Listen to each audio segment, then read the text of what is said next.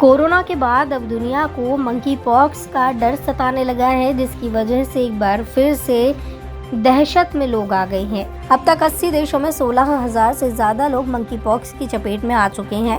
विश्व स्वास्थ्य संगठन ने इस दौरान कहा कि इसका संक्रमण तो संभव है, लेकिन यह घातक नहीं है। आमतौर पर इससे पीड़ित लोगों में बुखार, बदन दर्द, सूजन या शरीर पर मवाद जैसे भरे घाव नजर आते हैं, पर 2 से 4 हफ्ते के भीतर मरीज बिल्कुल ठीक हो जाते हैं। Just assessment is that the risk of monkeypox is moderate globally and in all regions, except in the European region, where we assess the risk is high.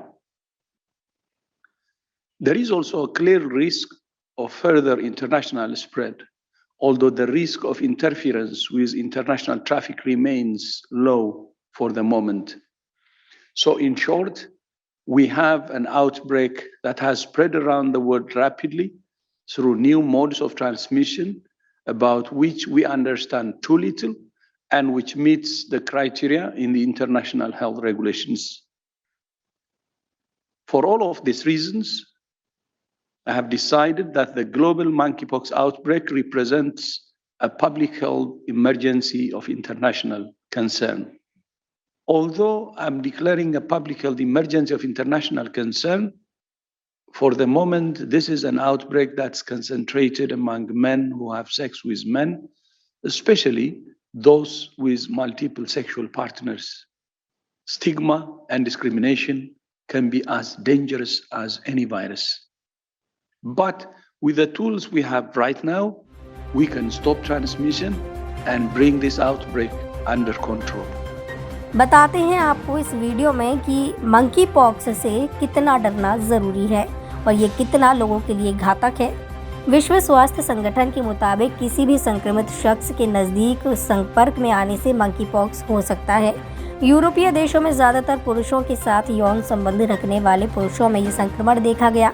संक्रमित जानवरों में जैसे बंदर, चूहे और गिलहरियों में भी ये फैल सकता है। आमतौर पर 14 से 21 दिनों तक ये रहता है और अपने आप ही ठीक हो जाता है। कुछ मामलों में मरीज की हालत गंभीर भी हो सकती है।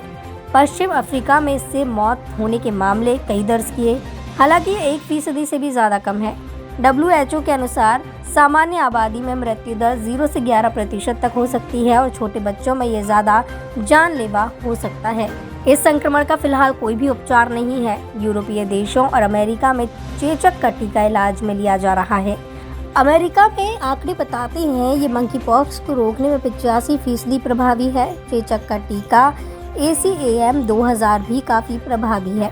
America, Italy, France, Germany, Britain समेत कई देशों में लगातार कैंप लगाए जा रहे हैं और एहतियात के तौर पर बुजुर्ग लोगों को इसे दिया जा रहा है।